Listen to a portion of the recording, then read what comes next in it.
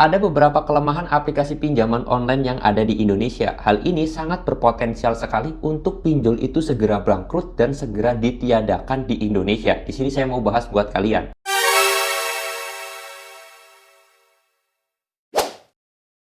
Assalamualaikum warahmatullahi wabarakatuh teman-teman semuanya. Pada kesempatan video kali ini saya ingin membahas yang namanya kelemahan aplikasi pinjaman online. Karena nggak bisa dipungkiri, setiap perusahaan itu pasti ada kelemahannya. Dan kelemahan itulah bisa kita andalkan atau kita bisa jadi acuan agar pinjol-pinjol tersebut bisa menjadi bangkrut di Indonesia. Ini khususnya teman-teman semuanya. Ya, kita tahu lah ya, setiap kekuatan pasti ada sebuah kelemahan. Dan setiap perusahaan itu pasti mempunyai kelemahan. Dan kelemahan ini kita bisa serang, yang mana hal itu akan lebih cepat sekali yang namanya membuat perusahaan tersebut bangkrut dan akhirnya tidak beroperasi lagi di Indonesia. Dan di sini spesial videonya saya mau bahas yaitu tentang kelemahan pinjol yang ada di Indonesia. Langsung aja saya mau bahas.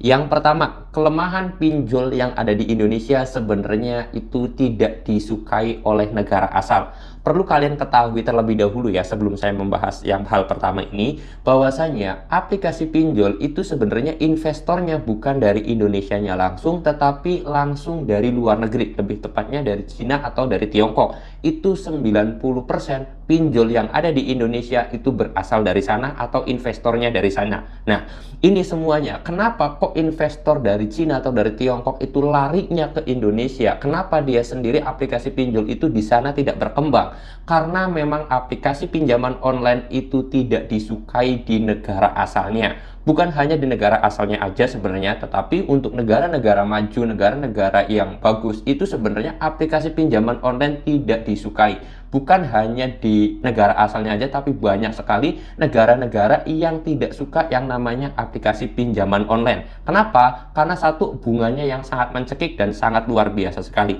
Kalian bayangkan aja, hutang pinjol atau bunga pinjol, kalau kita kalikan per tahun, itu bisa mencapai 100 kali lipat loh, atau 100% saya katakan. Maaf, bukan 100 kali lipat, tapi 100%. Kalian hitung aja, 0,3% dikali 365 hari, itu sama dengan 100% lebih. Sedangkan kalau kita ngambil bunga ke perbankan, ataupun kita ngambil pinjaman ke bank, itu bunganya maksimal pun hanya 18%. Artinya, perbedaan bunga yang sangat signifikan membuat banyak orang luar negeri, negara-negara maju, itu sebenarnya tidak suka dengan adanya kehadiran pinjol. Oleh sebab itu, sebenarnya, kalau masyarakat Indonesia sendiri itu tidak suka pinjol, tidak suka adanya pinjol, tidak mau melakukan pinjaman online di Indonesia, saya yakin pinjol itu akan segera bangkrut juga dan tidak tahu dia akan lari kemana lagi. Karena di negara asalnya yaitu Cina, Tiongkok itu tidak ada yang namanya pinjol. Kalaupun ada, sangat sekali dibenci oleh masyarakatnya dan juga pemerintahnya. Itu perlu diketahui. Jadi kalau misalkan rakyat Indonesia itu nggak pakai pinjol, terus kemudian itu dia nggak mau melakukan pembayaran, sangat berpotensial sekali pinjol tersebut bangkrut teman-teman semuanya. Itu. Lalu kemudian yang kedua adalah kelemahannya, yaitu dari segi pembayaran teman-teman, atau TKB, tingkat keberhasilan bayar. Nah, ini menjadi sebuah kelemahan yang sangat krusial sekali. Karena nggak bisa dipungkiri, namanya pinjaman online itu dia itu dapat penghasilannya dari yang namanya administrasi, terus kemudian bunga, yang kemudian denda, dan lain-lainnya. Karena ketika kalian itu melakukan pinjaman, contoh minjem 1 juta, kalian pasti nggak bakal cair 1 juta, tapi kalian cairnya hanya 800 ribuan lebih atau 900 ribuan kecil. Itu kenapa? Karena di situ pasti ada potongan yang namanya biaya administrasi dan yang lain sebagainya, itu bakal di situ. Nah, aplikasi pinjaman online itu paling besar mendapatkan keuntungannya dari bunga yang kalian dapetin atau bunga yang kalian bayarkan, teman-teman semuanya. Jadi kalau misalkan bunga tersebut itu nggak terlalu tinggi, ya aplikasi pinjaman online dia nggak bakal dapetin untung banyak. Nah, kenapa? Ya karena saya katakan tadi di awal itu bahwasanya bunga aplikasi pinjaman online itu sangat besar sekali, 0,3% per hari. Sedangkan kalau per tahun dikali 365 hari sama dengan itu 100% lebih. Nah, dari situlah pinjol itu banyak sekali mengambil keuntungan. Kalau nasabah tersebut banyak sekali TKB-nya, tingkat keberhasilan bayarnya itu sangat rendah, maka berpotensi besar pinjol tersebut akan bangkrut. Oleh sebab itu, hal yang mungkin bisa kita lakukan adalah melakukan galbay itu berpotensi besar enggak untuk pinjol tersebut bangkrut? Jawabannya yes, teman-teman semuanya. Kenapa? Ya karena tadi kalau misalkan perusahaan tersebut tidak mendapatkan income, tidak mendapatkan profit, tidak mendapatkan uangnya kembali, maka ya pengeluaran perusahaan atau ekonomi perusahaan atau kasarnya itu keuangan perusahaan itu akan goyah. Karena ya gimana dia itu mau ngambil keuntungan sedangkan bunganya kalian aja nggak bayar, pokoknya kalian aja nggak bayar. Oleh sebab itu menghancurkan TKB atau tingkat keberhasilan bayar pinjol itu berpotensi sekali untuk pinjol tersebut bangkrut dan juga tutup, teman-teman semuanya. Gimana Bang cara menghancurkan TKB tersebut? Ya artinya ya harus banyak yang galbay juga, teman-teman semuanya itu. Terus kemudian kalau misalkan saya nggak mau galbay biar nama saya baik, gimana Bang? Sebenarnya kalian harus bisa dan harus berani banget menekan pinjol tersebut dengan cara yang namanya tidak mau mengkompensasikan bunga atau negosiasi bunga ketika jatuh tempo. Ya biasanya ini sangat diperbolehkan sekali ya untuk negosiasi terhadap bunganya. Kalian contoh misalkan pinjam 5 juta ternyata dengan bunganya totalnya 8 juta ketika jatuh tempo, saya mau bayar harga hutang pokoknya aja. Saya tidak mau membayar bunganya. Kalau misalkan pinjol tersebut memaksa atau negosiasi kalian itu tidak diterima, kalian boleh lakukan galbay dan itu pinjol akan tertekan. Akhirnya ya sudah, daripada pokoknya nggak dibayar, bunganya juga nggak dapet, ya lebih baik ambil pokoknya aja daripada kita memaksakan harus dapat bunga. Pinjol tersebut pasti akan memperbolehkan negosiasi terhadap bunga terhadap pinjol tersebut atau hutang kalian itu. Itu yang kedua. Yang ketiga, masalah operasional kelemahan dari pinjol ini. Ini yang ketiga. Nah, perlu kalian ketahui buat teman-teman semuanya bahwasanya aplikasi pinjaman online itu membutuhkan banyak sebenarnya karyawan. Yang mana karyawan inilah sebenarnya itu banyak pinjol yang nggak mampu merekrut karyawan itu sendiri. Contoh kecil adalah bagian DC lapangan. Banyak sekali aplikasi pinjol itu tidak mempunyai DC lapangan resmi. Mereka bekerja sama dengan pihak ketiga yang mana pihak ketiga tersebut adalah perusahaan debt collector untuk datang ke rumah kalian. Nah, ini kenapa kok pinjol itu bekerja sama dengan pihak ketiga? Karena pinjol sendiri sebenarnya tidak mampu membayar biaya karyawan kalau misalkan dia itu punya DC sendiri atau punya DC lapangannya sendiri. Itu mengeluarkan kos yang sangat besar. Nah, ketika kosnya sangat besar, maka pinjol tersebut daripada mengeluarkan kos yang begitu besar, makanya dia itu menggandeng pihak ketiga, yaitu debt collectornya. Dan itu kan diatur juga oleh peraturan dan itu memang diperbolehkan. Nah, ini menjadi sebuah kelemahan juga.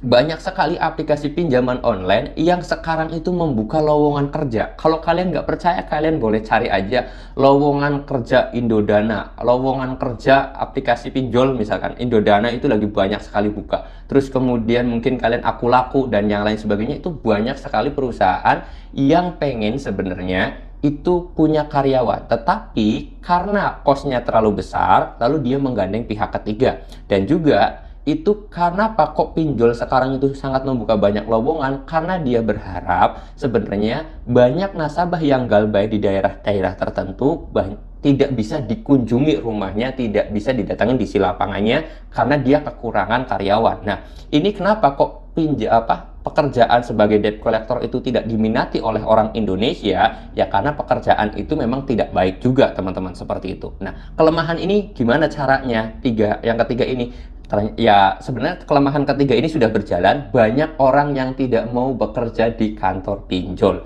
Bahkan di video-video sebelumnya saya sendiri menginstruksikan bagi para DC yang kerja di pinjol, di kantor-kantor pinjol, lebih baik kalian keluar aja dari kantor DC, terus kemudian kalian itu bikin informasi ataupun bikin video YouTube, bikin edukasi tentang masalah pinjol. Saya yakin dengan pengalaman kalian kerja di pinjol, dengan kalian itu berkecimpung di dunia pinjol, saya yakin lebih berpotensi besar untuk memberikan edukasi kepada masyarakat Indonesia agar dapetin kerja lebih layak daripada jadi DC pinjol. Seperti itu, teman-teman. Nah, 3 kelemahan hal ini. Yang pertama adalah pinjol tersebut tidak disukai oleh negara asalnya, bahkan di negara-negara lain pun, terutama negara-negara maju, karena bunga yang sangat tinggi. Yang kedua adalah kelemahannya dari yang namanya income perusahaan tersebut melalui tingkat keberhasilan bayarnya nasabah, itu bisa membuat pinjol tersebut lemah. Terus kemudian yang ketiga adalah masalah DC lapangan atau tingkat karyawan pinjol tersebut. Hal ini sebenarnya sudah berpotensi sekali untuk pinjol tersebut segera bangkrut yang ada di Indonesia. Mungkin pembahasan ini ada pembahasan yang sedikit jelimet atau pembahasan yang sedikit membingungkan karena teman-teman semuanya mungkin belum terlalu paham tentang dengan yang namanya sistem perusahaan, sistem bisnis, keuangan, dan yang lain sebagainya. Karena intinya mah pinjol itu kan dia hanya dapetin income, dapetin uangnya, atau dapetin profitnya, atau dapetin labanya itu berasal dari yang namanya perputaran uang. Kalau perputaran uangnya itu macet, maka saya yakin keuntungan perusahaan juga macet. Nah, seperti itulah gampangannya.